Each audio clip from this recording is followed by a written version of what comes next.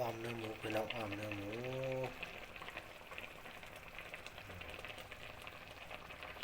ใส่ผัดตำลิงเนาะพี่น้องหอมๆแซ่บๆมากินกันนะพี่น้องกินน้ำบาบนทีวีนะพี่น้อง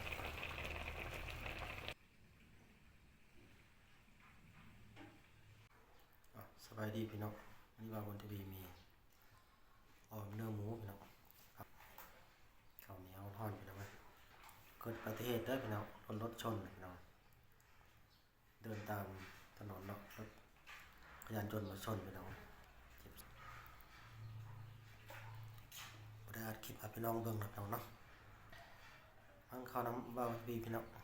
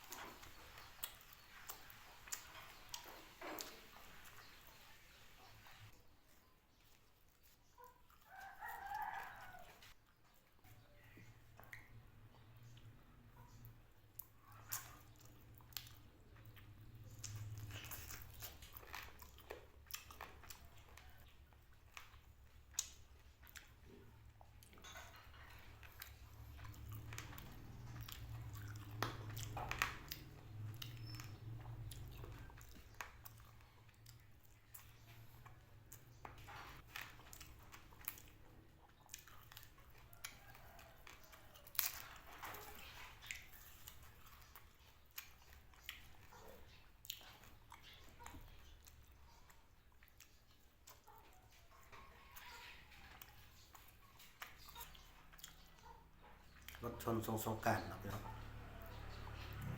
เจ็บหลายพี่น้องขาเนาะเดี๋ยวรอดมาได้ถือว่าโชคดีเนาะพี่น้องเนาะสงกรานต์อะไรพี่น้องเอ้ยรถชนจักรยานเนาะชนเนาะชนแล้วนี้พี่น้องเอ้ย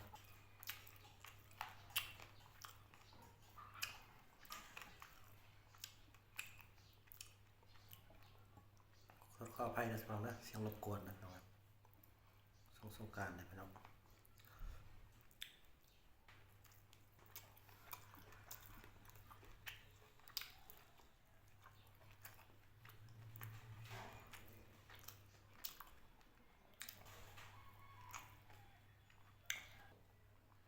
คลิปนี้ก็ซ้ำนี้กับพี่น้องเนาะฝากกดไลค์กดแชร์ติดตามมาที่วีได้พี่น้องนะเสียงรบกวนพี่น้องขอบคุณที่พี่น้องที่มารับชมเด้อพี่น้องนะขอบคุณหลายๆครับ